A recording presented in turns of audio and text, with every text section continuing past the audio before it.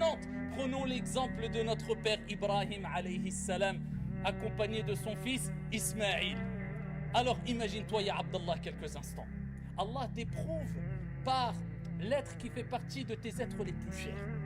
Ton fils qui est pieux, qui est vertueux, que tu aimes, que tu chéris, qui est proche de toi, qui t'obéit, qui agit avec bienfaisance, avec excellence envers toi.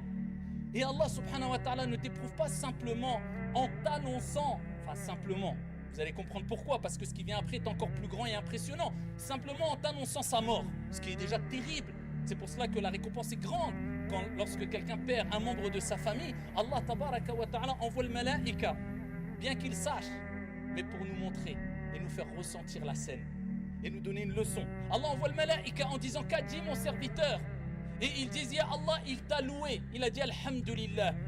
Et bien comme il a patienté, après qu'Allah Azza wa Jalla ait repris ce qui lui appartient, car toi et tes enfants et ta famille, tout appartient à Allah Azza wa Jalla, même nous ne nous appartenons pas à nous-mêmes. C'est pour cela que quand il arrive une musiba, un malheur, nous disons inna lillah wa inna ilayhi raji'un. Nous appartenons à Allah et nous retournerons toutes et tous vers notre Seigneur, bon gré mal gré.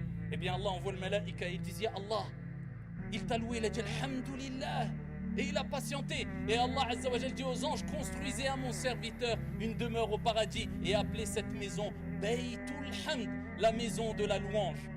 Mais c'est terrible, c'est dur, c'est une musiba, c'est un malheur, c'est une grosse épreuve. Alors imagine-toi quelques instants. Allah ne t'éprouve pas simplement avec l'annonce que ton fils ou ta fille ou quelqu'un de ta famille est décédé. Non, tu vois ton fils en train de mourir devant tes yeux. C'est encore plus difficile. Mais on n'est toujours pas encore arrivé au stade que je veux vous mentionner. Au stade qu'a atteint Ibrahim alayhi salam dans son épreuve. Non seulement Ibrahim, on lui a dit: ton fils va mourir, tu vas le voir mourir, mais c'est toi qui dois le tuer, c'est toi qui dois le sacrifier.